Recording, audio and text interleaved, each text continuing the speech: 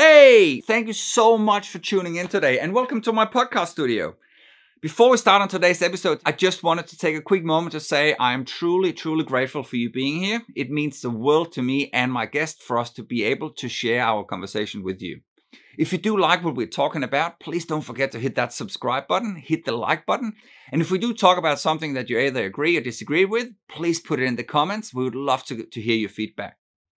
Also, please don't forget, I do a lot more than just podcasts. So every Tuesday, I'll put out a drum playthrough. I'll also documenting my journey on writing my solo album, which will feature a lot of guests that have been on the podcast. I'm also putting up a lot of tips and tricks of stuff that we do talk about in some of the podcasts, like insights that I get from some of the guests that share their journey in the music industry. Once again, thank you so much for being here. I hope you enjoy today's episode. And again, please don't forget to subscribe. Let's get into it.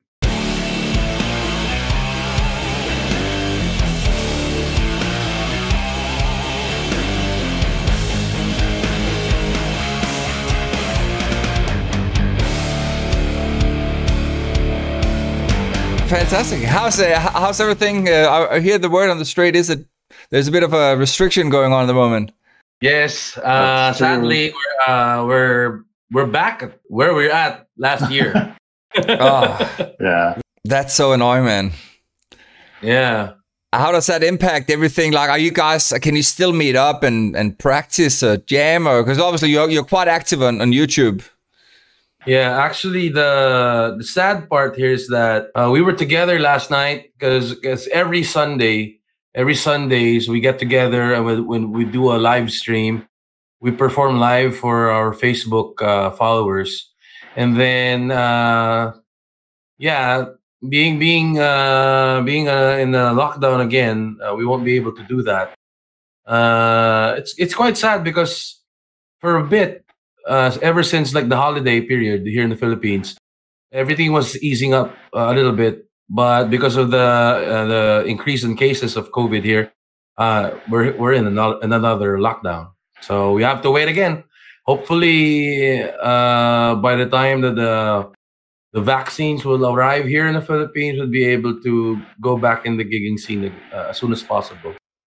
Yeah, man. So I'm guessing as like you mentioned the live stream as well. So I'm guessing everything is shut down for the time being. Yeah, they scheduled it because this week in the Philippines is Holy Week, meaning to say because we're most of the Filipinos are Catholic Christians. We celebrate Holy Week in the remembrance of Jesus Christ. So I think they targeted this week because most like work are at home. Yeah. And I suppose again, like that's probably when you're looking at it from like a spreading perspective, it's probably a good idea to not have those big gatherings and all that as well. Yeah, because most of the time, like in previous years, most of the time during the Holy Week is like all of the peeps go back to the provinces, and that's one way of spreading the virus. If they go back, if everybody in Metro Manila goes back to their own provinces and their own hometowns, so the spread of the virus might go outside of Metro Manila again. That's what we're trying to avoid. Yeah.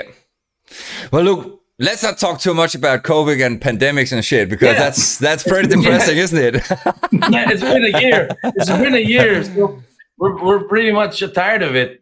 Yeah, I could imagine. I said, I keep mentioning that to people. It's so surreal sitting here in Perth in Australia, where there's literally no COVID. There's nothing. They're like we've got live music and there's zero restrictions, no face mask, no nothing. So it's it's just, and I think people here tend to forget how extremely fortunate we are, because if you're looking at Europe, if you're looking at Americans and South America and Philippines and a lot of other countries in Southeast Asia, is pretty bad. You know what I mean?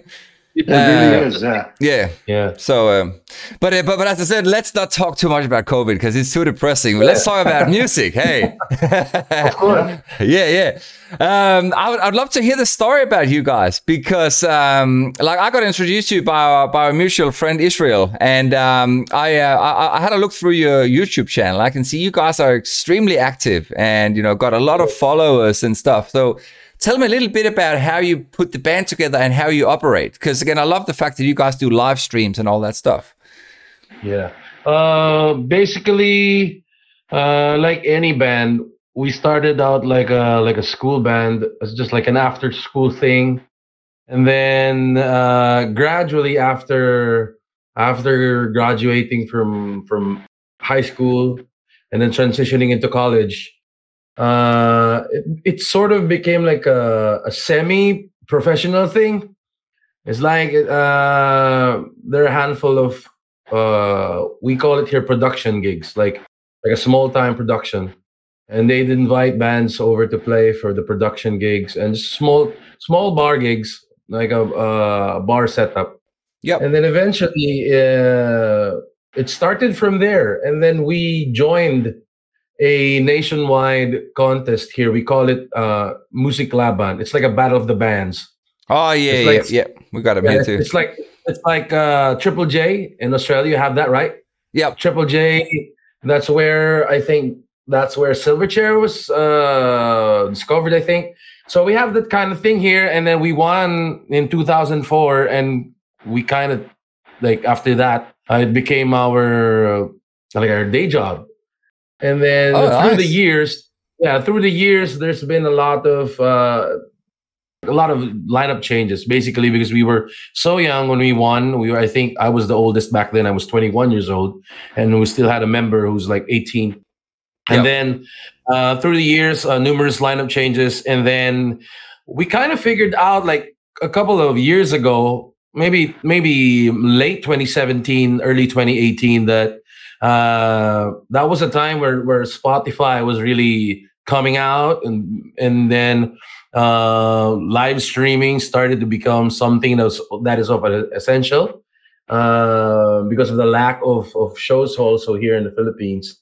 That's why I think we're lucky, because we started early, and it's not that we kind of predicted that something like a big pandemic would happen, but we wanted to do something that would be feasible for us, even though if ever we'd be like doing our own stuff or personal stuff, we won't be able to be in one studio. So that's kind of one of our we can say like our platform, that we should include the online stuff or the online platform as one of our like our essential source of revenue as a band, because everything is online right now. Most of the time, like in the Philippines, the trend is if you're big on TikTok, you're big in the country. So that's the thing. That's the thing. That's why I consider ourselves lucky. That's why we keep on putting out content over at our social media sites. Yeah. So that's how we started, pretty much. That's so cool to hear, and that's actually something I've been preaching to so many of the other bands that I had a chat to. Yeah, it's the fact that like you if you focus a lot of time on building your online platform, you can reach the whole world. But if you only focus on playing, the small local bar, that's the only people that are going to see you. If you play to the same, 50 or 100 people every time you go out and play a gig, you're never going to grow. But you guys have got how many 200 and something thousand subscribers on your YouTube channel, and on YouTube, I think 252,000 subscribers. But to be honest, Stefan, we haven't like reached we don't maximize it too much. We don't how do you say it, oversell the fact that we have a YouTube channel. We just try to be as consistent as possible by releasing at least one music video or one video on YouTube per week, and we do it every Thursday. So that's the thing. I can't speak like outside of the Philippines. I don't know the trend outside of the Philippines, outside of our country. But here, what I think, or from my perspective, I think if you do something and you're one of the first to be able to do it and be consistent with it, it can lead you up to something bigger. So that's what we did. 100%. We started our YouTube channel like way back, like I think back in 2009. And then, but only in 2017 when we really started to put out some covers and put up some content over at our YouTube channel. And now we also put out some material on our Facebook page, and it's gaining a lot of traction. And I think the only common sense out of it is that we're just consistent. We just want to do something every week because there's a lot of bands, not only in the Philippines but in the entire world. So you have to be at least unique in a way, but it's also familiar. It's also something that you should also be relevant to your fans. We don't want to alienate our fans, but at the same time, we don't want to do the same thing week in, week out. That's why we want to shake it up. Like, we have our original stuff on our Spotify account, and we have our own music videos on our YouTube channel. But at the same time, we mix it up with some covers, like covers that you won't imagine that we'd be doing. Like, for example, the one that you sent over in Messenger, I think it was a ballad. It was Heaven knows, I think. Yeah. So yeah, we kind of mix it up, and hopefully our fans would like it. So that's the thing. And we, in particular, I try to research as much as possible, like what do other bands in other countries do, because basically rock is kind of dead. I mean, to be honest, not gonna lie, like I haven't been listening to like the mainstream rock bands from nowadays. I just keep on listening to like the old bands that I love, like Deftones, Foo Fighters, stuff like that. Oh, you're speaking the same language now. That's my jam. That's my bread and butter too. Yeah, so that's the thing. So, yeah, that's our roots. Yes, so that's the thing. Stuff, I kind of study what they're doing, how they maximize the downtime that we have right now, because it's not only us. It's like apart from Australia and New Zealand, like I don't know, or Taiwan, I don't know any country that has live gigs. So yeah, shit, that's so crazy when you actually say that out loud. Just think about how crazy that is. That there's no live gigs, pretty much. Yeah, and I feel like in so the world. I feel so bad. I feel so bad for the younger bands out there, not necessarily Filipino bands, but any band in any country that can't do the live thing. It sucks. Yeah, it sucks. Oh, it's heartbreaking, man. Yeah. Also to add, the thing that we do where we meet every week in the studio, that's one of the things that kept us sane through this pandemic. You know, because other than the fact that you wanna still reach out to your followers even in a time of crisis and pandemic, it's also food for our soul. You know, it keeps us sane. You know, playing music, it's what we've been doing ever since. You know, so you know, it's helped us through a lot. Yeah, it's quite funny because when we started, it was just like a sort of a hobby thing. Like, you just want to be cool. but eventually, when the money started to come in, I was like, I don't want to go back to my day job. It's like, you don't want to work in Dunkin' Donuts or something. You don't want to work in like a, you know what I mean? Like, if you want to, for sure. You want to make it a living, and then that's why we put in the effort. Like a lot of our contemporaries here in the Philippines, they would always tell us that you guys are so busy, you've been doing a lot of stuff. Take a break. It's a pandemic, and we can't take a break, man. I mean, if we take a break, the momentum, or like the people who support us, might forget about us. So, and when that happens, the revenue won't come in. And you go back to ground zero, and you'd end up working in Dunkin' Donuts, working in Shakey's. Which is not a bad thing. It's just not a bad thing. But, I'd prefer like doing online shit or actual gigs, hopefully in the future, man. So yeah. Yeah.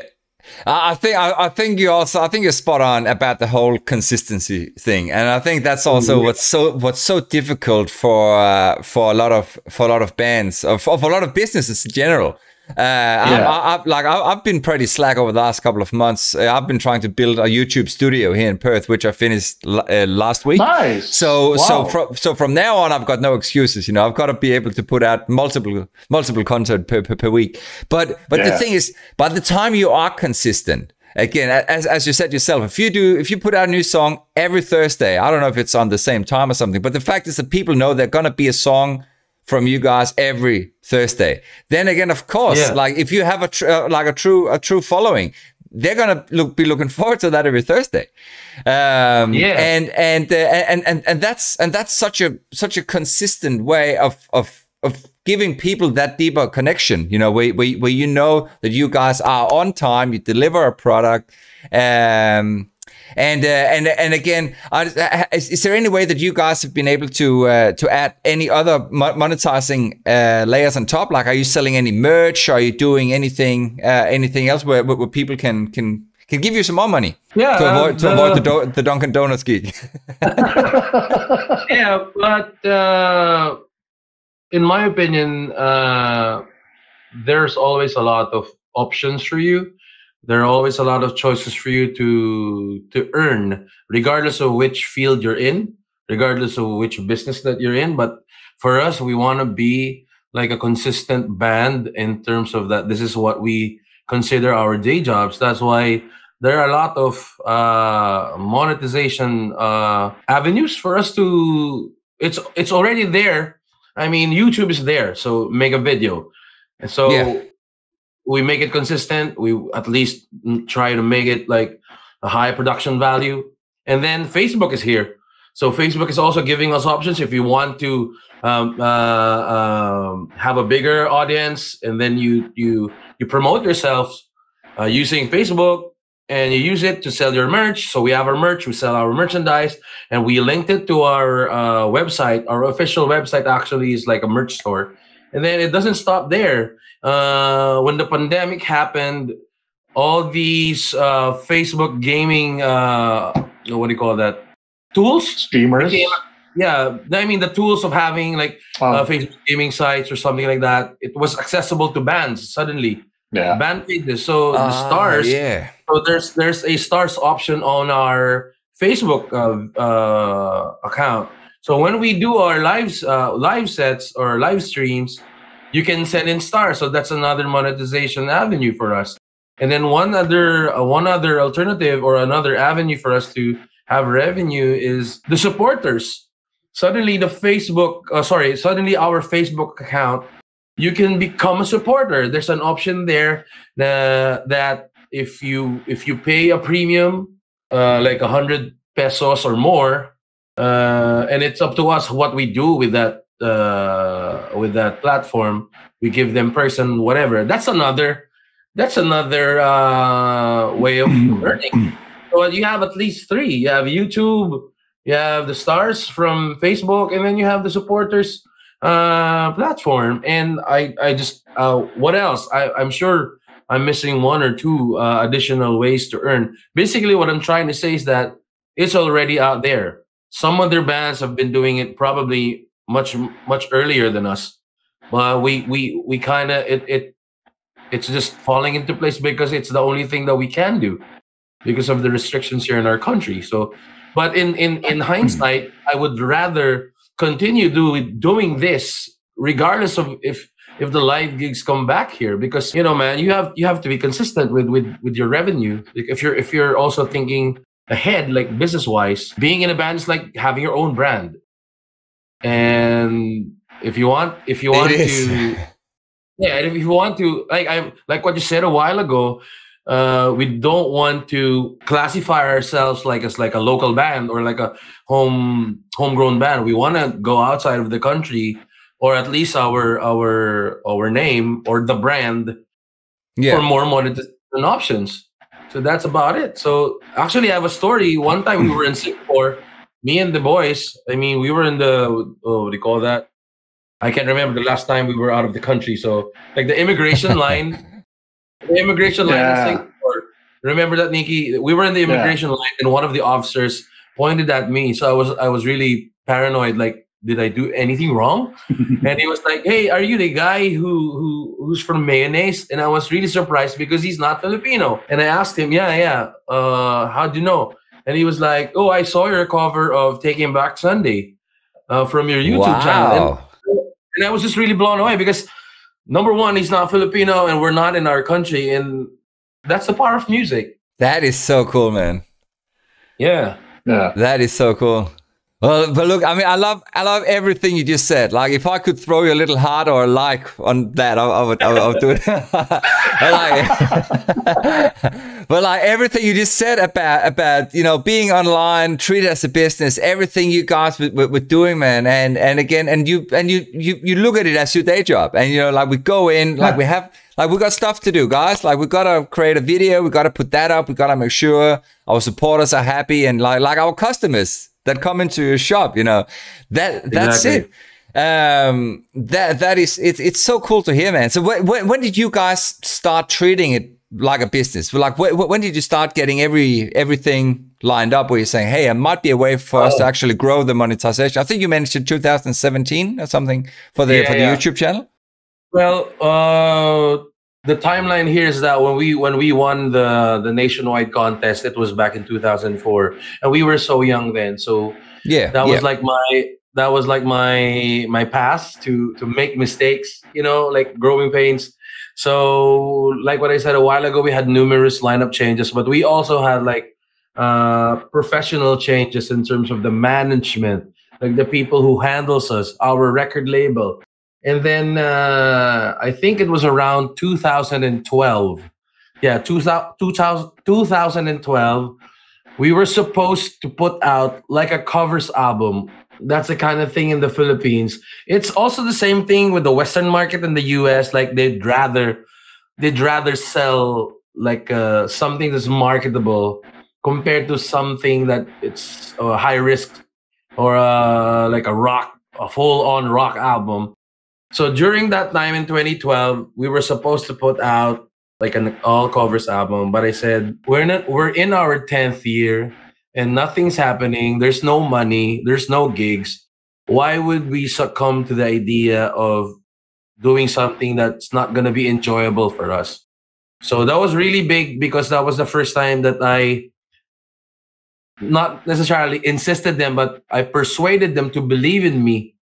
So, well, one of the major things that happened during that timeline around 2012 to 2014 is that we became self-managed. I kind of became not only like the lead singer or the songwriter, I also became like the CEO of the band or the head of the band. I told my members, if you believe in my vision for the band, we can make it bigger. Because back in the day, because we had a different management, all due respect, they did the best for us, but I had a different vision. So I was just waiting and we were just waiting for projects to come in. Basically, it was like the normal setup for any artist or any band. You have a manager and there's a label and you just wait. But during that time, I couldn't wait anymore because I had a lot of material. I had a lot of things. I had a lot of ideas. I knew how to sell my own band because it's my own band. It's my brand. So in 2013, 2014, we changed members, changed management, and we considered doing everything independently. So we put up our own independent record label and we released our first independent record in 2014. In Tagalog, it's called Tayo Na Lang Dalawa. We released that album in 2014, and for me, besides the first album, it's one of our biggest selling records ever. And we gained a lot of knowledge out of that experience. Is because that it's entirely independent. We were able to tour the whole country independently without any record label.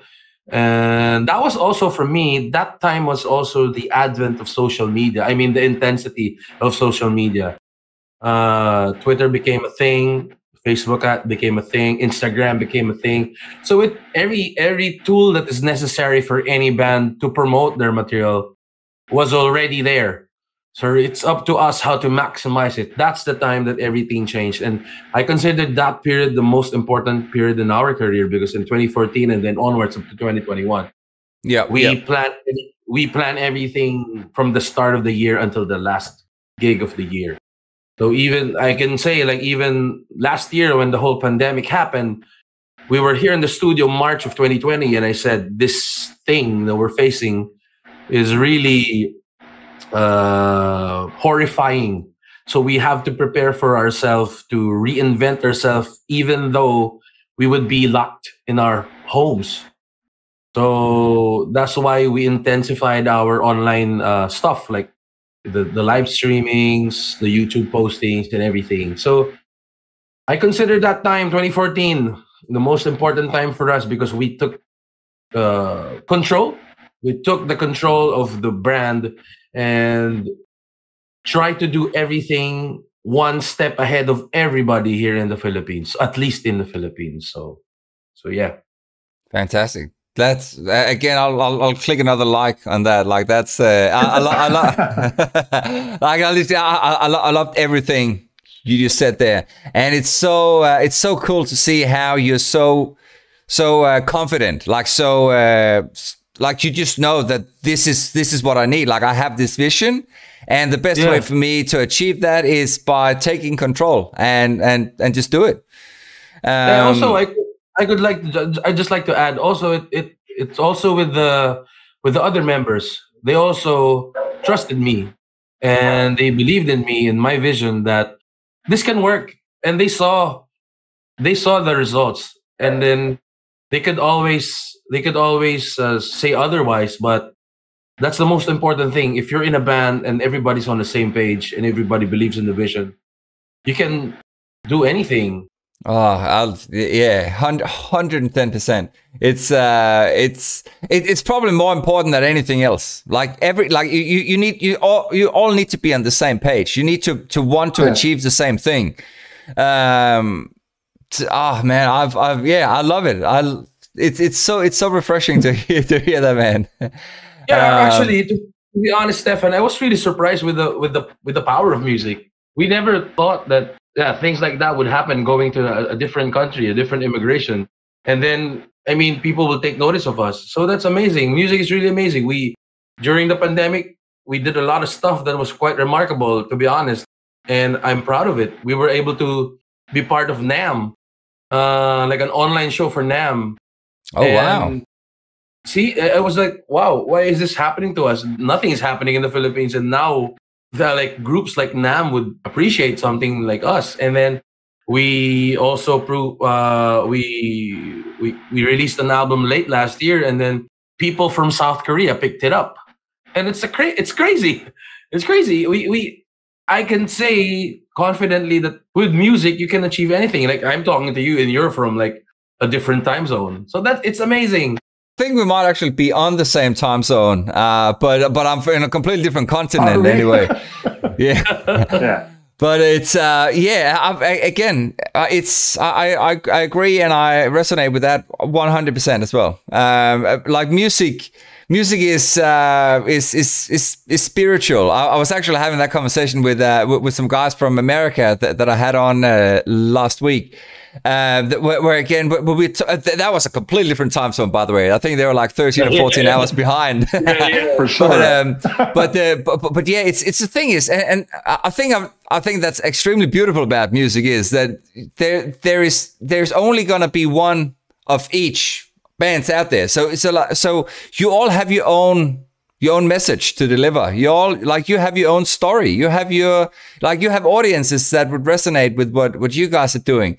But it's okay for them to also listen to these other bands. Like you can listen to different genres, bands from different countries, different styles, and it's this one big extended family. Like if you're in the music industry and you play music, most of the time, it makes you happy. As you said, it keeps you sane. It becomes your therapy. It becomes your meditation. It becomes it becomes spiritual. Sure. And it's just so cool to hear that you say that that you spent 2020 and you've done an album. It gets picked up in South Korea. You get to become a part of NAM and stuff. And I think that again, whether it's a coincidence or not, it's because you are so visible and so consistent online. So exactly. Probably, yeah.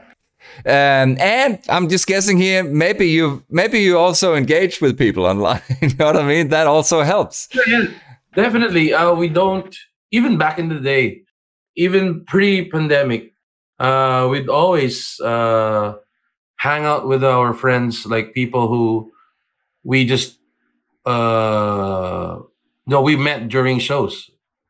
We consider them. They would tell us that they're huge fans, but we would consider them as friends, and we would treat them as friends, as like normals.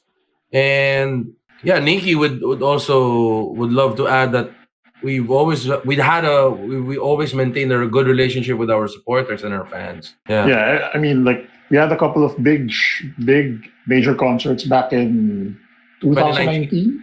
Yeah, and you know, after those big shows, our followers, we would, we'd take them out for dinner, hang with them. You know, so for them, it's also a big thing because oh yeah, absolutely. It's not every day that you get to talk to your their idol or something. So it's also fun for us to get to know them.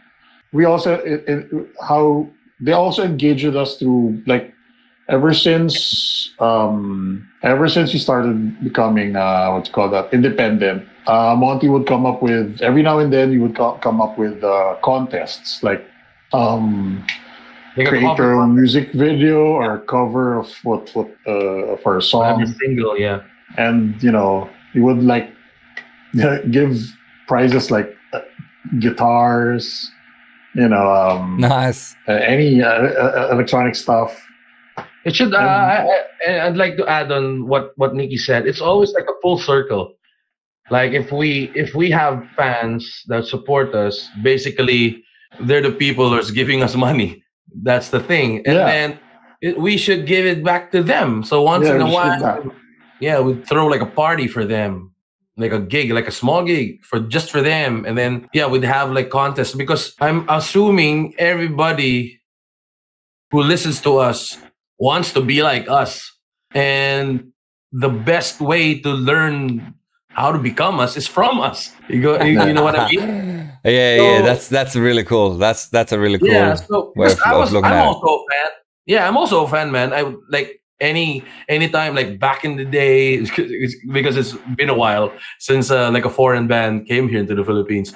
Anytime like Foo Fighters or they'd go to Singapore, we'd watch a gig in Singapore. We'd fly there just to see our heroes, to see our idols, how they perform, and we'd take it back how they performed. And it's like a homework thing. It's like a school homework. Oh, that's how they do their shows, and we apply it on our shows also. How they treat their fans, that's how we treat our fans. So like what you said also, like how do we engage with our fans? Everything's out there. You can talk to them online, drop a comment on YouTube or on Instagram or here on Facebook. So it's so accessible because back in the day we don't have these things. If I wanted to talk to like someone like Dave Grohl, it would be impossible. Yeah.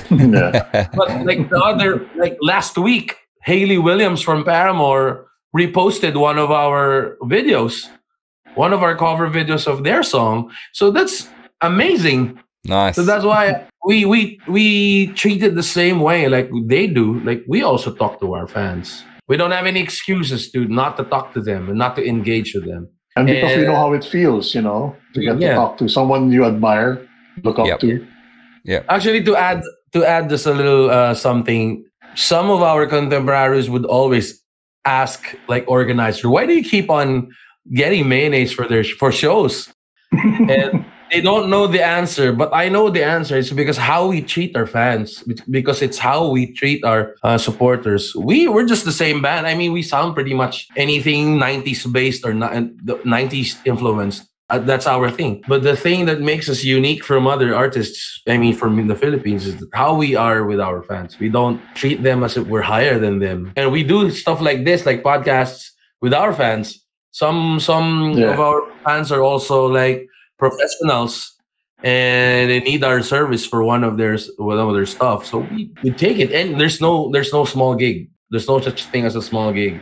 Some way, somehow, you'd be able to meet someone, and eventually that person can be advantageous for your career, for our careers. It's crazy. It's crazy how much of the stuff you're saying is some of the same stuff that I've been, if not chatting to people about, preaching, yeah.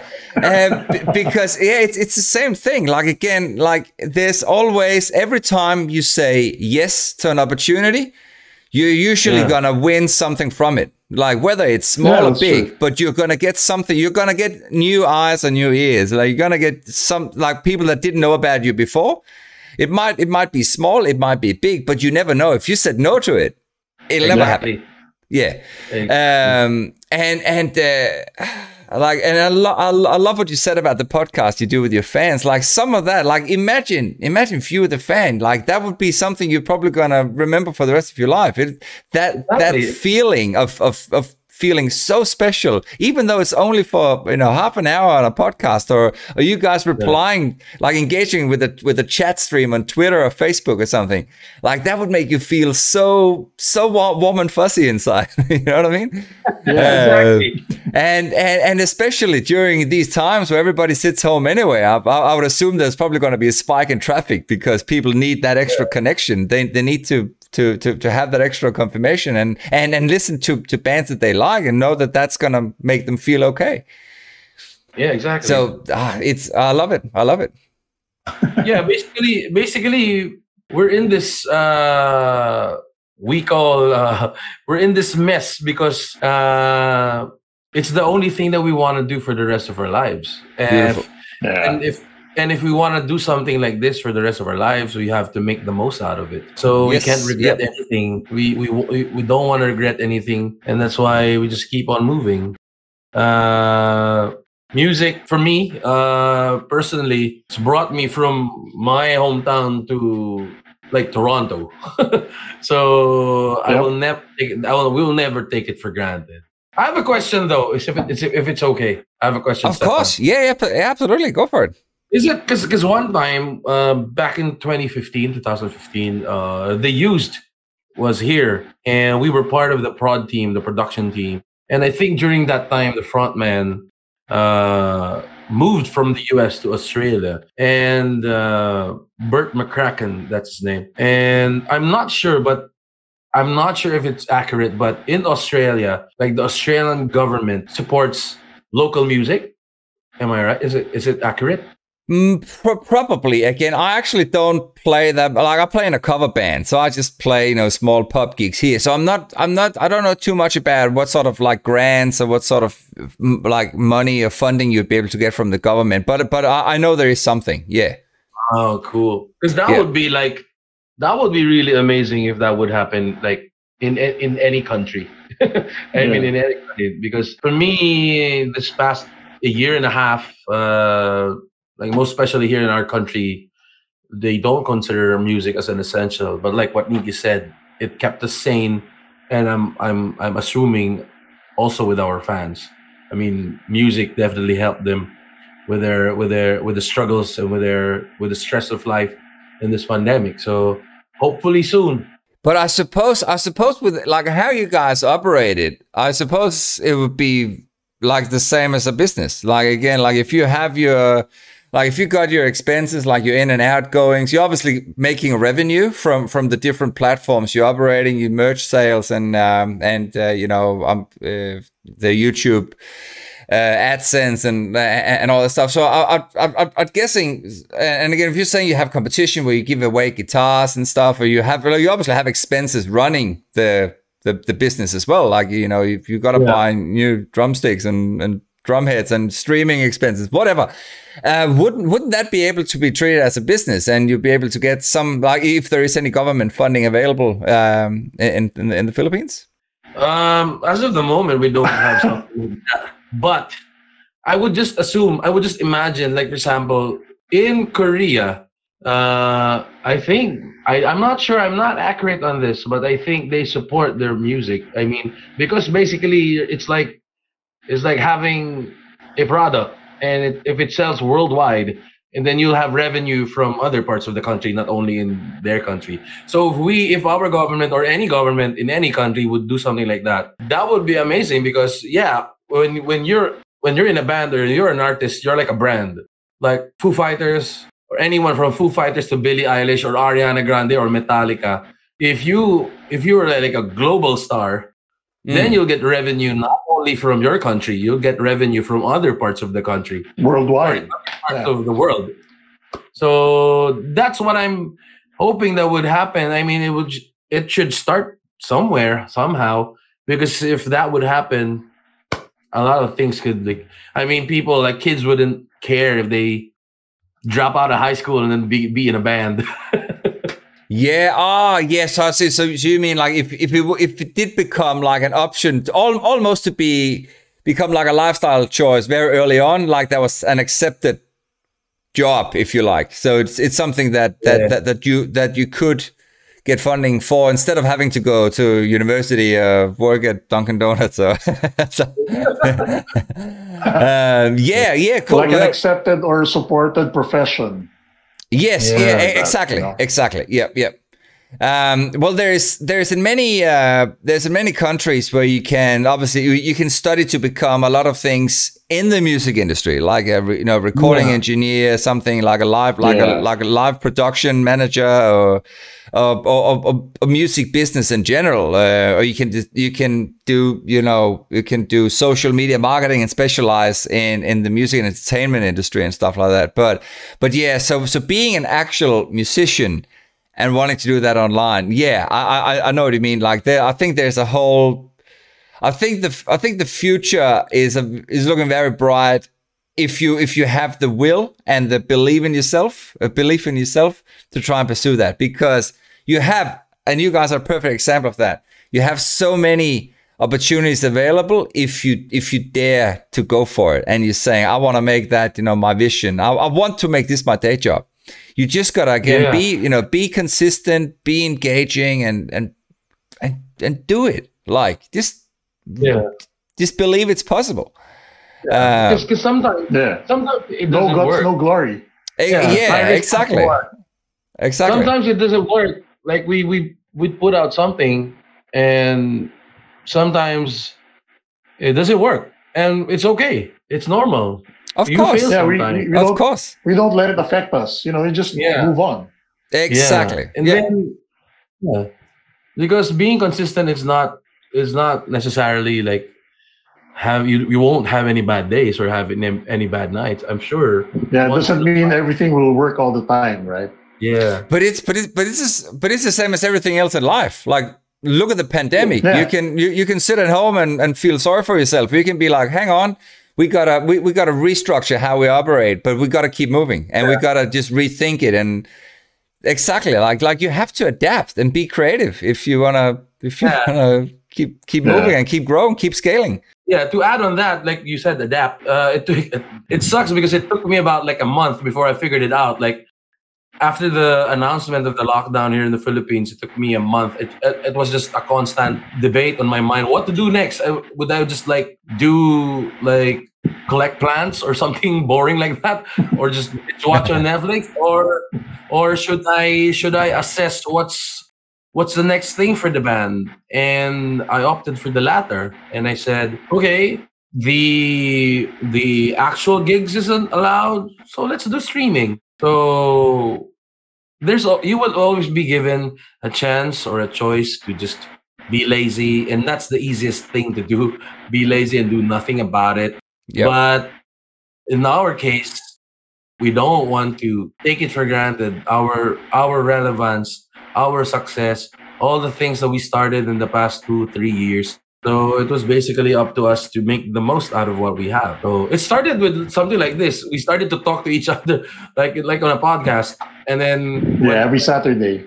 Yeah, when restrictions eased up, we opted to be here in our studio. I have a question again. Sorry, is it okay if I ask? Go, of course, please. How the hell did you manage to be able to have gigs in Australia? How did you figure out COVID thing? We're so envious of that. Yeah. It's actually, it makes sense when you think about it, because Australia is so isolated. It's such an enormous country, and there's hardly any people. How many people is in the Philippines? I think 100 million people. Yeah, something like that. And then look at the size of the Philippines compared to the size of Australia. And in Australia, I think we got like a population of 22, maybe 23 million people. And the country is the size of North America, or the size of Europe. You know what I mean? Wow. And then when you look at 23 million for the whole continent. Yep. Okay. So then again, you want to move there, Nikki? You want us to move there? Yeah, why not? And then so when you do think about it, because the country is so spread out, it's so big. Everybody lives in houses, not apartments. You know, it's not like, so when you see it all. Okay. So even the density is so wide. Like for instance, you're looking at Perth. Perth, where I'm at, is about, I think, just under 2 million people, and the city from north to south is probably about nearly 200 kilometers long. So you see, Wow, there's hardly any people when you look at the size of the city. So when you say, hang on, shit, we got a problem, like we have this virus thing, we're gonna have 4 hours. I think we had 4 or 5 weeks when it first started sort of slowly spreading, and they just imposed these rules that everybody stay at home. You can only go to the doctor. You can only go to the supermarket. And then slowly all the cases started to drop. And when they started to drop and they started to open up restrictions, you know, it was all, you know, you can only have so many people going to restaurants and stuff like that. Cinemas and gyms and all that was still closed. And then when they found out, okay, look, there haven't been any community cases in, I think, like a month. Then they said, all right, let's go back and, you know, go back to normal life. And it's been like that. And this is the important part. They closed down the borders, so you could only fly into. You could actually only nobody coming in. Exactly, you could only fly in if you were a citizen or a permanent resident, and even if you were, you had to stay. You had to stay 2 weeks at a hotel. Up to now, for quarantine. Exactly, yeah. Even but are you guys allowed to fly out? Yeah, you can, but again, it's not recommended. Where? Yeah, exactly, exactly. Because well, the thing is, if you think about it, if you fly out and you come back, you gotta have 2 weeks at a hotel. So you know, like who wants to? And hotels in Perth are not cheap. You know what I mean? So I know. So yeah, so that's how they've done it, and obviously like the economy suffered greatly from it in the beginning, same as the rest of the world. But right now, like people just go on holidays interstate, so they would just drive. And again, like I said, WA, which is about, I think it's probably 1/3 of the whole country, is again I would be like, probably, I'm guessing here, but probably like 50 times the size of the Philippines. So there's so much land mass to go and visit. Yeah. So many beautiful spots to go and see. You just can't get on a flight and fly. Like everybody here usually goes to Bali because it's so close. It's like I think it's like a 3-hour flight, and it's cheap, and you go there, and you know it's the closest thing, and you feel like you're leaving the country. You know, it's a different continent, different culture, different food, different people and stuff. So you feel like you are going outside the country. So I think that's just the only thing people just have to sort of just get around. But yeah, look, live music has been on since June last year. Wow. That's so great. But again, it's same as you guys. It's only really all the local bands, because we can't get any bands from overseas to fly in because of the quarantine. In saying that, though, we're willing to take a risk if you want us there. Okay. Well, that's like for the sake of growing your business organically online, I think that'd be a far wiser business decision rather than having, you know, to buy. How many are you in the band? You're 5 in the band or something? Yeah, 5. So see, you need 5 plane tickets, you need 5 hotel rooms, and you know and don't forget logistics in Australia. Given what I said before, given the size and how widespread the cities are, logistics are bullshit.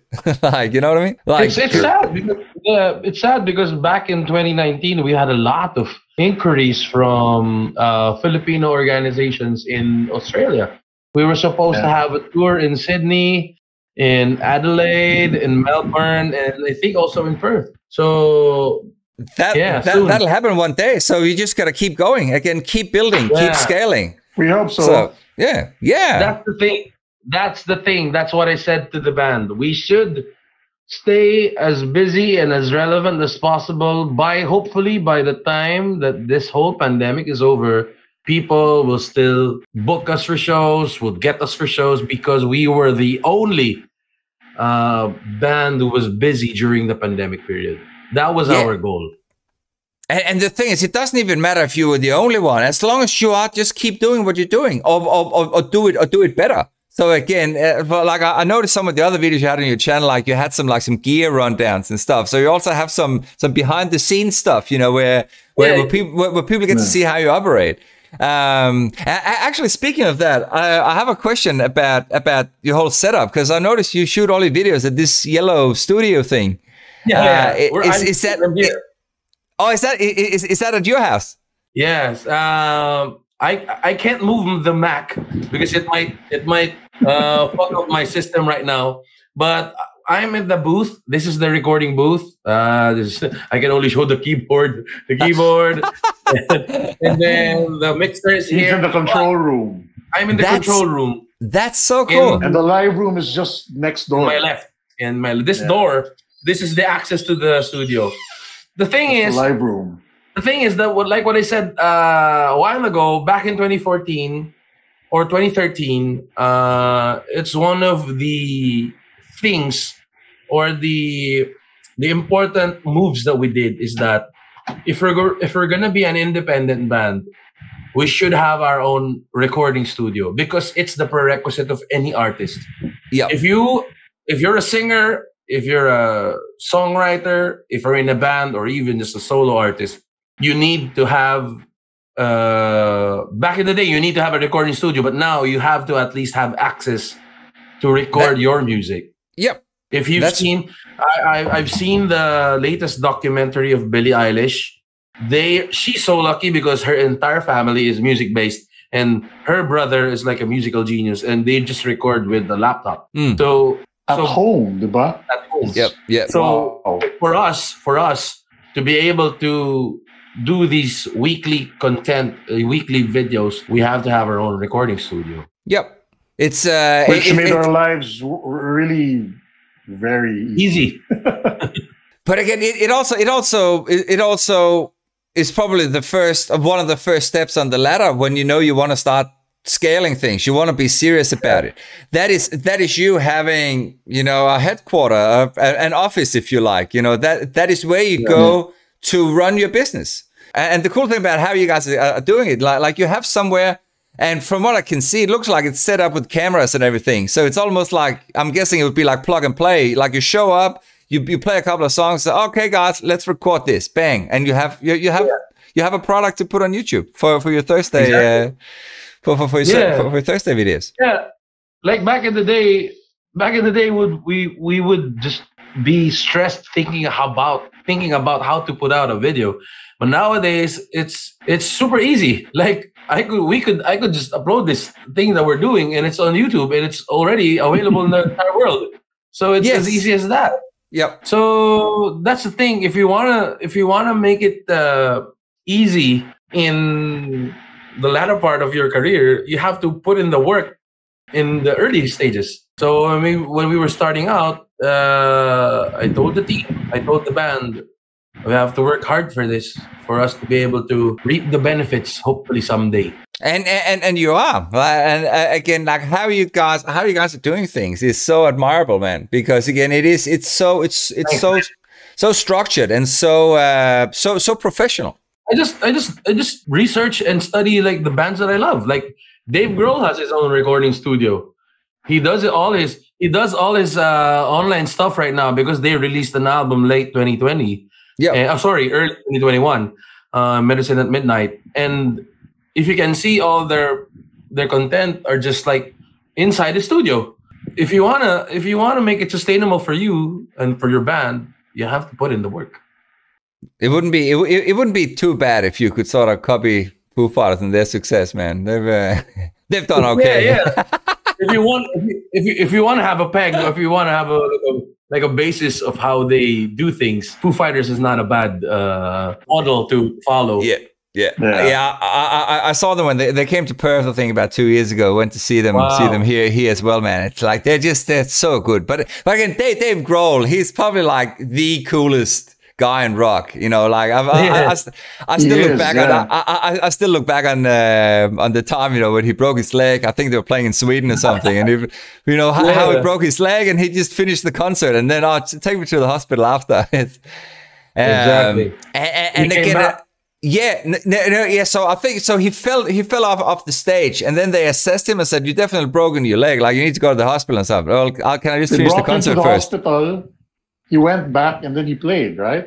Or maybe that's how it was or something. I'm not sure, but yeah, like bottom line is everybody stayed at the show and he came back and played the show. It's also because he have like amazing bandmates. I mean, everybody in that band is amazing musicians. Yeah, the palette they have there. Taylor Hawkins is an amazing drummer and he can sing. And everybody from that band, like Chris Shiflett is an amazing guitar player. Yeah, and then what's amazing with that band is that Dave Grohl went to the hospital, and the guy, I think one of the doctors told him, if you want to play, I need to hold your foot or your leg. Yes, that's right. Yeah. That's right. For him to do that, oh my God, that is like commitment. Yeah, it's funny because actually, if you look it up on YouTube, because I went a little bit down a rabbit hole one night, this like a year or two ago, but yeah, if you search for it on YouTube and you keep watching videos that are related to that event, there's actually at some stage Dave Grohl, he's on some Swedish talk show, I think it is, and they actually bring in the guy that was holding his leg, and they're chatting to both of them. So it's on YouTube, man. It's so funny, but the thing about Dave Grohl in general is like he's like when you talk about how you guys engage with your fans, he does that all the time. Like he would do like Skype calls with people if they've done like a really cool video. He would talk to them, and you know people put that up. Imagine how that would feel, man. Exactly. I know. And that doctor who helped him, they became good friends. Anytime that he's in Sweden or in that country, wherever that place that he fell, every time he's there, that guy would always meet up with it. And that's like, wow, that's the life, being a good friend of Dave Grohl. And I also saw one of his guestings in an Australian channel, 60 Minutes. I'm not sure which Australian channel.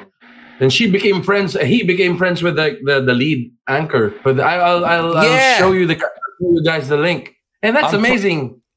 Yep, I'm pretty sure. I'm pretty sure I saw that. I don't know if it was 60 Minutes or whatever it was, but yeah, I saw that one as well. She I think she follows him around for like a couple of days leading up to a gig or something like that. Yeah, and then I saw when he was in Australia for their last tour, I think they met for a barbecue or something. It's actually in that event as well. You know, where they come over for a barbecue and stuff. Wow, amazing. But that's a power of music. There's also one of the previous albums where he wrote a single to some Australian miners who got stuck in a mine or something, and exactly. And he said, I think he said like if they ever wanted to come to a show anywhere in the world, he would make it happen. And I think one of them. I think one of them took him up on it, and I'm pretty sure again that there was some kind of connection with him there as well and stuff, where paid for them to come over and have come backstage and hang out and all that. But for me, that's the thing. That's the thing. That I love about music and Dave Grohl in particular is that I'm sure he knows who he is. He's like he came from Nirvana, and then he started the Foo Fighters and became as massive as his previous band, but at the same time, he's nice to everyone. He did a documentary for his country, documenting the entire U.S. map, where he can record anywhere, and he's doing all these things because he's just giving back to the people who helped him become successful. So that's been like one of my, like, he's like my role model in a sense that he's just giving back all these things that he gained from being in a band. So what's not if you're not that greedy when it comes to success, fame, and your career, it's always nice to give something back. Yeah. Because definitely, if you do something good, and probably not all people will take notice of it, but some will, and it will always leave a mark in them. But it's also really cool how he's like internationally renowned for being the cool, nice guy. You know what I mean? Yeah, exactly. Yeah. Like he's the cool dude. Like he's Dave Grohl, man. Like everybody associates him with all these cool, nice, honorable events, man, that he's done and stuff. Yeah. And look, nothing bad will ever come from being nice. You know what I mean? Yeah. Like if you're nice, if you're nice to people, you know, nice things will happen to you, and people will respect you. Yeah, and he's also a proud girl dad. He got 3 girls. He lets her daughter record with him and also sing for his band. So it's amazing. I mean, what a guy. I wonder what it would be like growing up with Dave Grohl as your father. You know what I mean? Like if you're oh my God! Actually, imagine how intimidating it would be to date his daughters one day if you when you come home. And I would just like to add because I've been bragging about this since forever. Me and Dave Grohl, we share the same birthday. Nice, nice, man. That's why I considered it as like this is like a sign from God. If I share the same birthday with my hero, no pun intended, I just like to imitate his career and hopefully be as successful as he is. Have you guys done any Foo Fighter covers? Yeah, we did. We just. I'm sure that's a rhetoric question, actually. We did All My Life last week, or sorry, 2 weeks ago, and then actually, we've done like 2-3 covers. Yeah, this whole series of doing covers started from covering one of the Foo Fighters songs, "My Hero." Yeah. So, like any band, we write our own stuff because we basically suck at doing covers back in the day, because there's always like a tag. If you're in the Philippines, if you do covers and you can't do original stuff, they would always brand you as like a copycat band. You're not legit. You won't have any street credit. So or a show band, something like that. Yeah.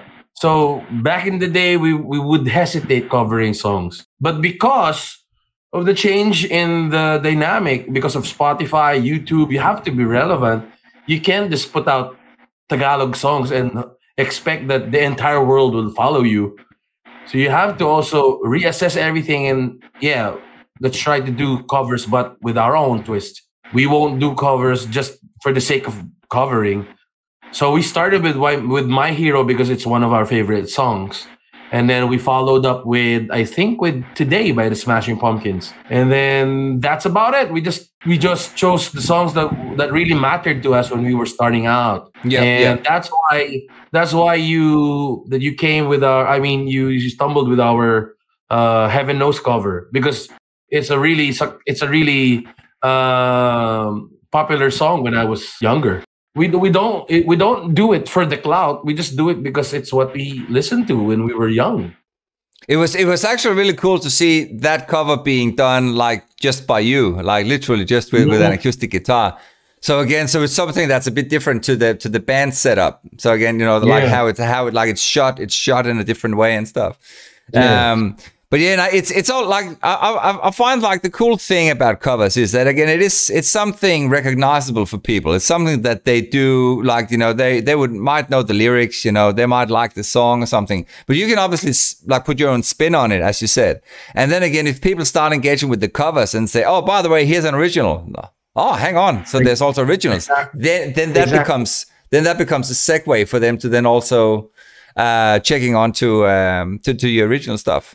It can also be the other way around. Like, our fans would be so used to us coming out with our own stuff, our own material, and then when we switch it up by doing one of the covers, one of our influences, and we hope that they would be into our favorite bands. So it's like a full circle again. It's like a full circle again. We have a very loyal fan base. They just know our songs. They're basically young. They're like Gen Z or millennials, so they're not aware of bands like Foo Fighters, Nirvana, Smashing Pumpkins, Soundgarden, those stuff. And then the horror. Must teach them, must educate them. Yeah. Exactly. That's one way for us to let them know that there's an entire catalog of amazing bands that amazing music.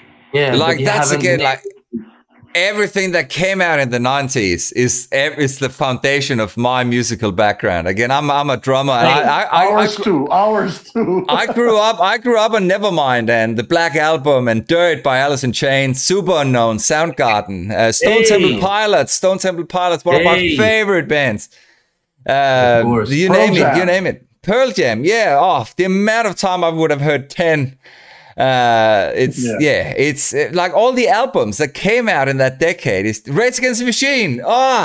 It's just Chili Peppers. Oh, see, we could probably keep going. Like it's just all every band, every album that came out in the rock grunge genre. It's like it's so good.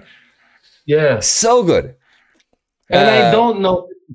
I'm not trying to be negative here, but I just don't know how will it be able to go back to that kind of sound. And the thing is, it probably won't, and again, it doesn't have to, because again, like you can keep going further back for each decade. You can look at Led Zeppelin, you know, and you can look at if you have the 80s and all the glam rock and stuff like Motley Crue, you know. Queen again, sensational band. Again, like, will there ever be another Freddie Mercury? Again, probably not, but there'll be another one that's super cool. So you just have those defining sounds and styles for the decades. Going further back, you know, Beatles and the Stones, you know, they started back in the 60s as well. So again, so when you have all those bands, again, you know, you don't need to reinvent the wheel, but you just have to be okay with what's out there, and like you said, as long as you stay relevant, as long as you do something that's you, don't try to copy everybody else. Like like again, you might have songs that are influenced by all these bands that you grew up on. I'm guilty of that too. You know, the songs that I write are, you know, me listening to, like, almost giving a tribute to my idols, you know, to my musical foundation. And some of them will have elements of, you know, Stone Temple Pilots and Soundgarden and those bands. But that's okay, because again, you're not copying those bands. You're creating your own songs that sound like you, but have influences from other bands. Does that make sense? Yeah, of course it does. So I don't know. I don't know if you can say if there will be a new Nirvana or something like that, because I suppose really we have Foo Fighters, you know, like Dave Grohl would probably be like the reincarnation of Nirvana, you know, sort of like in spirit and stuff. I think he even said that the first album, that when he wrote that, you know, I think it was like a year after, whatever it was kind of like people gave him shit because, oh, you know, it sounds like Kurt Cobain and stuff. And that's okay too, as long as you don't say. I think you mentioned that as well. It's like if you take some criticism, just get back on the horse and keep going. You make another album, you make another song, you make another video. Who cares? Again, don't let it get to you. Exactly. Just keep moving, man. If it makes you happy, if it makes you happy, it'll make someone else happy too. Yeah. Also, Right. my mantra is like never get high with the highs and low with the lows.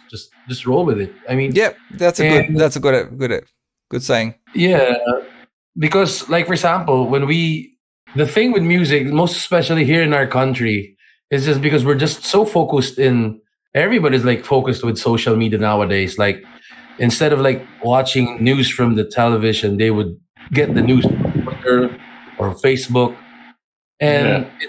it's also the same thing with our music. Like we would be surprised. Like we have songs that were released 8, 9, 10 years ago, and it would be relevant just because of one meme or one Instagram video that our song has been used by, I don't know by who, by like a vlogger or like a social influencer, and it's like crazy.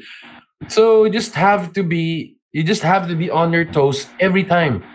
uh it's okay to fail, but at the same time, if you let yourself fail by not taking advantage of the opportunities that come to you, then nothing's gonna happen. Mm. It's okay to put in the work, it's okay to prepare for anything, but at the same time, if the opportunity is there in front of you, just have to take it and grab it and make the most out of it. Or you could create your own opportunities because you have everything online. Like you have so many opportunities to sort of almost starting to pave your own path. Because it's so easy to start reaching out to people, reaching out to other continents even. Exactly.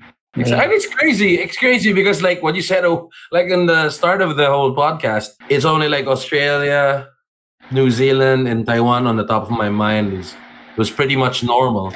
So what are the odds of posting something that would reach like a person from the US or a person from the Europe? It's higher than Much compared higher. to before. Yeah, much It's higher. higher now compared to before, like when everybody was just like busy with doing their own stuff. So take advantage of that situation. Yep. Like again, come up with a game plan. Find out who to reach out to, who to target. Like start building those connections because people are sitting at home all over the world. That's a crazy thing, man. You know what I mean? So reach out to them. People that would resonate with your music. So again, if you reckon that people that listen to Foo Fighters and Smashing Pumpkins, just to bring a couple of names that we brought up previously, then there's a good chance they might also listen to your music. Then you just got to find ways of getting in front of those audiences, whether it's through paid advertising or organic reach. Like go into Facebook groups or responding to comments on their newsfeed, or like reach out to podcasters or radio stations or whatever it is. Like you name it, but because it's your business, you decide. You make the calls. Like you don't need to ask permission. You don't. You just do it. You just do it. The boss in your court, so Exactly. Yeah, exactly. You can do whatever you want to do. It's like you can create those opportunities yourself, or you can sit back and watch Netflix. Exactly. Yeah. That's the thing. That there's so much freedom in front of you. So if you want shit to be done, you have to do it. There's no excuses. And you can't point fingers at anybody else if you haven't done anything. That's again another cool thing. Before we round off, I just got a couple of quick questions I would like to ask you. The first one is how do you come up with that band name? Okay. Do you have a guess? Oh yeah. But the only guess I could think of is like, especially if you're saying like if you started when you were a bit younger, like did you sit at like a fast food restaurant and you're looking at some ketchup and some mayonnaise, and ketchup was already taken or something? Well, I hope so. I hope that was the case. But the thing is, we pretty much started super young. Like I don't know how it is in Australia, but in the Philippines, after we have grade school, that's basically like middle school. So when you reach high school, that's like junior high in other countries. There's like this prom night, like a dance between like freshmen and seniors from the high school. So the organizers of that event invited bands from both batches. Yep. One from the freshman batch and then one from the seniors batch. And I wanted to play. So it was just me and my classmates from back in the day. And we needed to, because our covers, we played Big Me by the Foo Fighters and Champagne Supernova by Oasis. So that was our set. And then we had to have a name.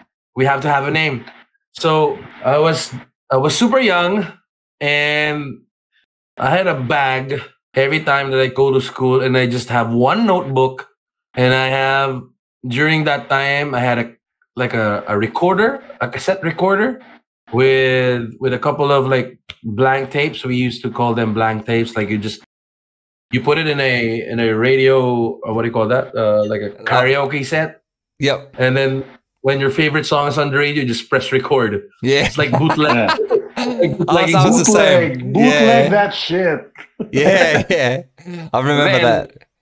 And apart from that cassette recorder, I had two cassette tapes inside my bag. One is Siamese Dream by Smashing Pumpkins. And the other tape is, I forgot the name of the album, but it's definitely Jimi Hendrix. So those two tapes. Yeah. So when I had to fill out the name of the band, I got the two tapes. I was just searching for song titles from the Hendrix tape. There's this track called Purple Haze. Okay, that's one option, Purple Haze. And from the Siamese Dream tape, there's Mayonnaise. Browsing. Yeah. There's Cherub Rock, and then there's Soma, and there's Mayonnaise. And then being a marketing genius, I thought, like, if I use this name, I would be able to come up with like merch with mayonnaise. It's so global. Everybody knows about mayonnaise. So instead of having Purple Haze, some people might not relate to it, and also the other stuff that I said. But with mayonnaise, everybody likes to eat sandwiches, and they use it for other stuff. So I put in mayonnaise, and then I used that name for that band. Then years after, I just can't think of another name. Hence, mayonnaise. That's not at all what I thought it was gonna be, but that's a great story, man. That's such a good story.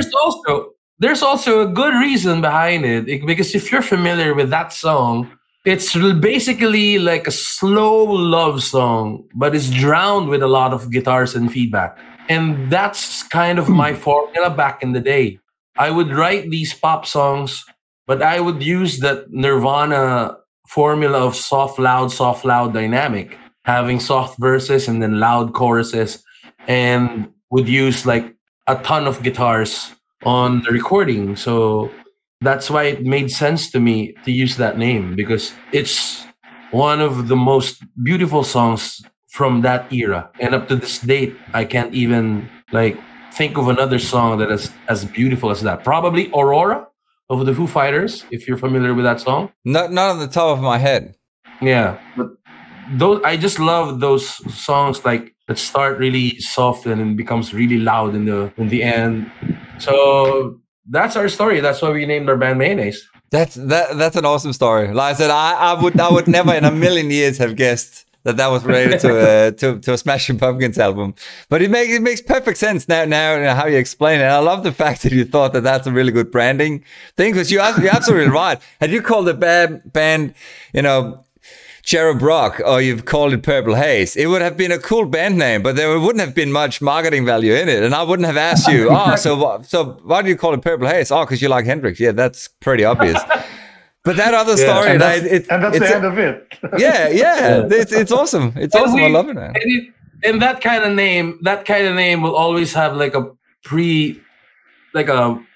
prejudged genre for you. If you name your band Purple Haze or Cherub Rock, they would always assume that you're like a metal band or like a glam band. Yeah. with Mayonnaise, it's so easy. Like, you can be an alternative band, but also at the same time be like a wacky pop group. Yeah. You can play gent or prog rock. Like it can be anything really. Yeah. Awesome. Awesome. Yeah, love the story, man.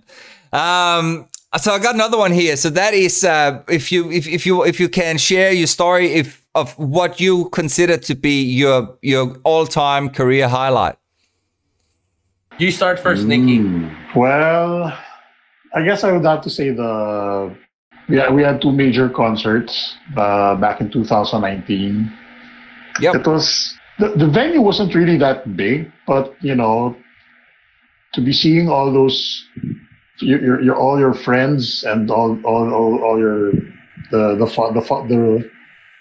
real the OG fan base followers, it was very, very intimate, and everybody enjoyed the show. We enjoyed it as well. We had guests. It was very intimate, and it was really nice. Yeah. Just to add up on that, what he said, we'd always do these like bar types of gigs, like pub types of gigs. So I think what he's trying to say is that it was really special because the venues for these shows were like for what do you call this? For like more of like an opera type of a venue, and gotcha. and Yeah.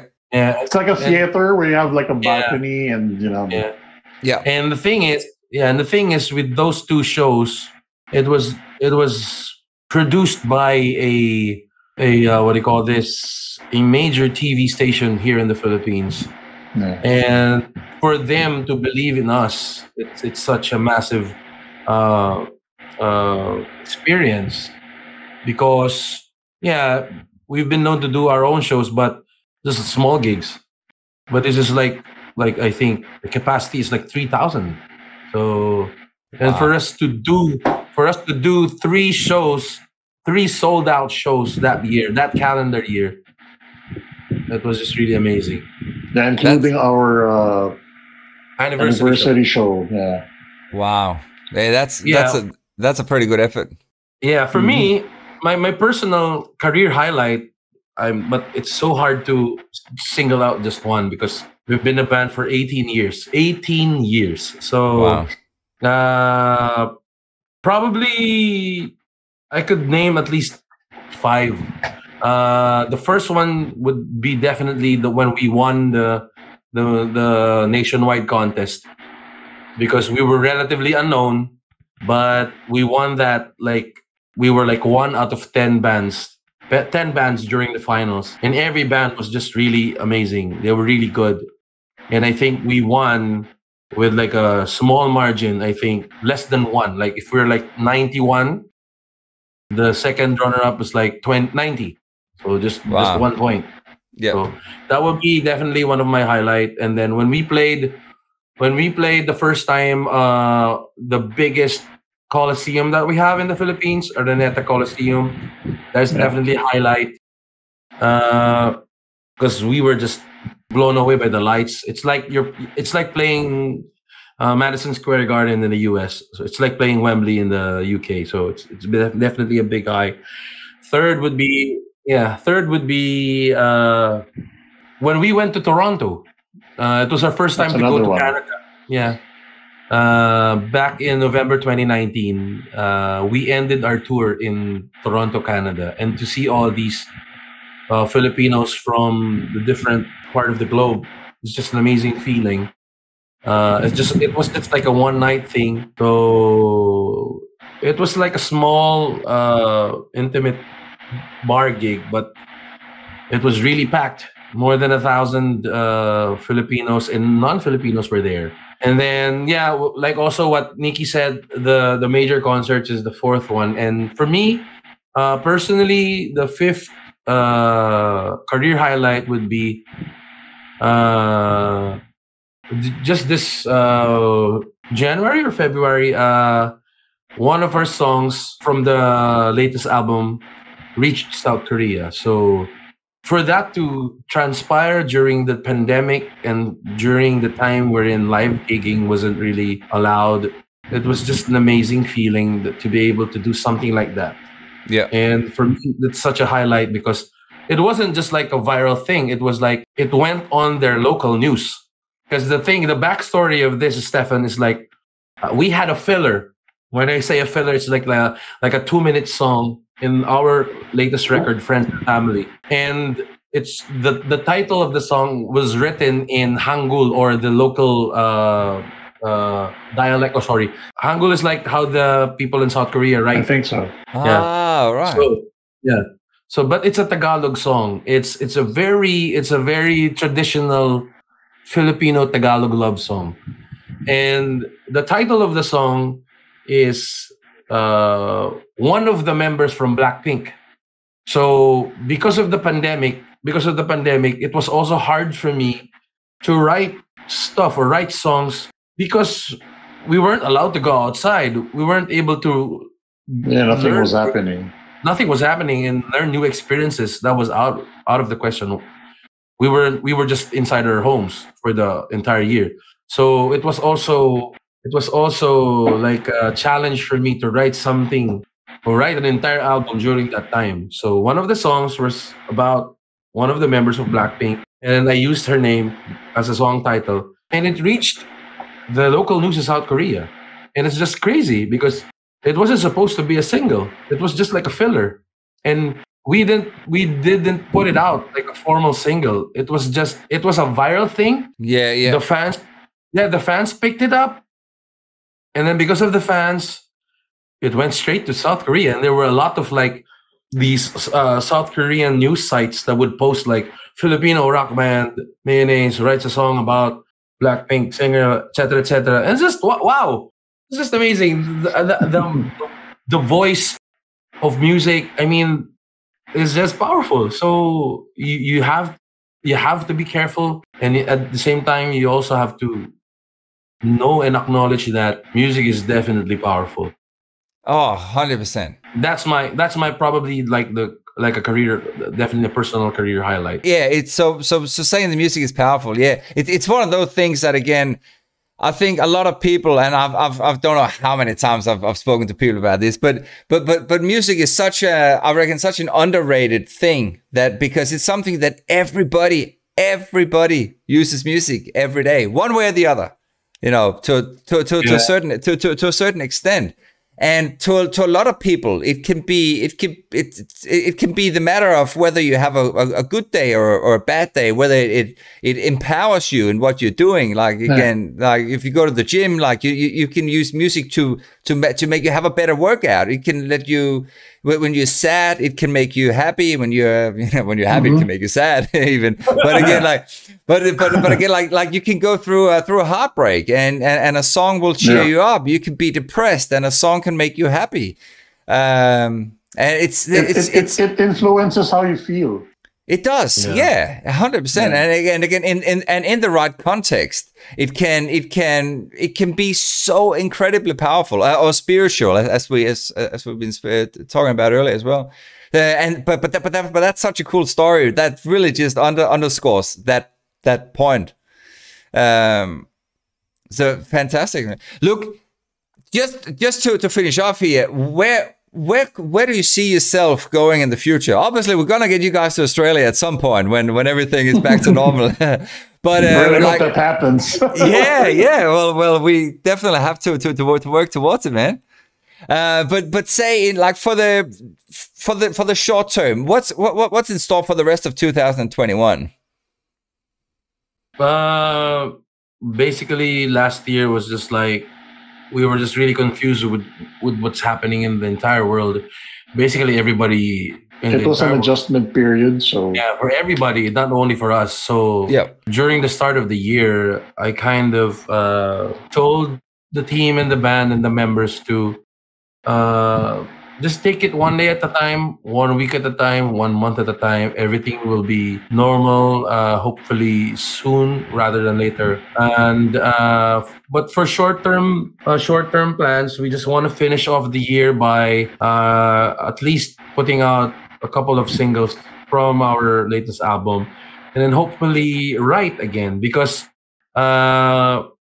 at the end of the year would be our 19th year, and then next year would be our 20th. And that's an amazing feat that 20 years in. And to be able to put out at least 9 studio albums in 20 years is an amazing achievement. But it doesn't really personally stop me from dreaming and hoping that someday we would be bigger than what we are right now. So that is the constant plan. Right now, we're just doing our own stuff, doing our own shit. Hopefully someday we'll be bigger, and then if not, at least we tried. Fantastic, man. No, I love that. Yeah, because of what's happening now, because of the situation, we're still playing it by ear. So, you know, whatever happens, we're still going to make music. Yeah. And speaking about music, just as we round off, can you just tell people where they should go and follow you if they want to check out your songs? Advertise. Do you want me to do it for a change, Monty? Sure. Do it, brother. Follow us on our social media accounts. On Instagram and Twitter, just search for Mayonnaise Music. And on Facebook and YouTube, just look for Mayonnaise PH. Everything's there. All the information. What plans we have in the future. What releases we have. Even our individual accounts, the members. It's all there. All the information that you need about the band is all there. So just follow us on our social media accounts. Yes, we're also verified on Spotify. Just look for our verified account. It's Mayonnaise, and you can stream all of our songs there. And that's about it. Fantastic, man. Guys, thank you. Thanks so much for taking time out, man. I really enjoyed listening to your stories, and I would love to go in and check out. Have you got any footage from those bigger events that you were talking about?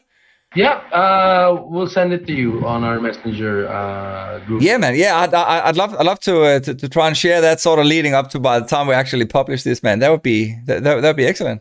It was super fun. Thank you so much. Cool, man. Thanks so much, guys. And, thank you. No, thank you. It's been an absolute pleasure, man. I thoroughly enjoyed that, guys.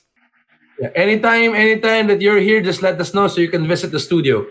And we can jam. Yeah. I was about to say, look, I'd love to come to the Philippines. I actually went to the Philippines a couple of years ago, back in 2000. That's a while ago, in 2011, I think it was.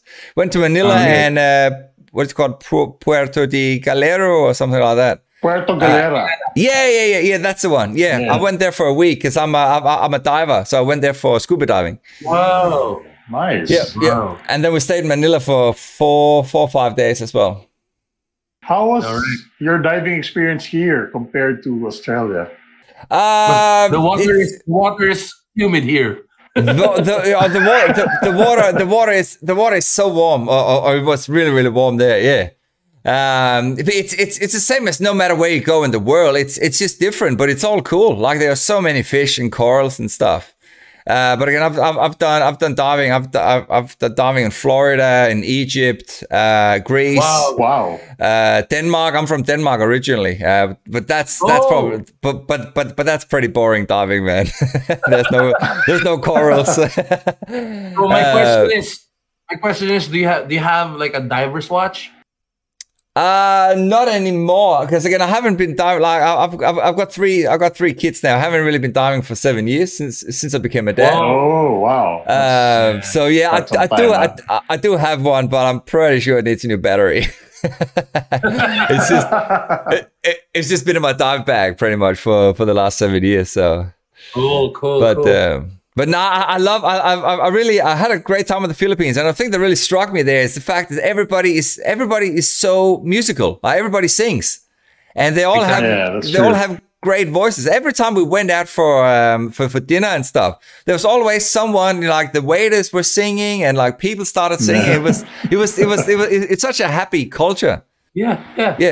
There's a lot of amazing talent here that needs to be discovered, and hopefully someday there would be not only 1 or 2 artists or global artists that will come from our country, the Philippines. So definitely immense talent That's why that's the main reason why we try to be as busy as possible, because we know that if we relax, somebody will go ahead of us. So that's the thing.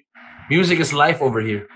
But there's also a lot of other really cool bands I've been introduced to, like Fast Pitch, Kamikaze. Oh wow! They're like the last couple of singles from Fast Pitch are like so good. Yes, amazing. So much talent here. I can. It's really unfair because there's a lot of amazing bands that needs to be out there, but because of life, I mean, like what you said, you became a dad and you stopped being a diver. So that's the same thing with other bands here. So much talent is here, and sometimes they just can't sustain it because of life, because life will always get in the way. Life gets in the way. But at the end of the day, you make the decision. So you make sure if it's important enough for you, you find a way to fit it in, or you find a way to work around it. Yep. Guys, absolutely enjoyed it. We should do this again one day. Of course. Anytime. Anytime. Thanks so much, guys. I look forward to hearing. Let's keep in touch, man. Sure, buddy. Yes, excellent. Chat soon.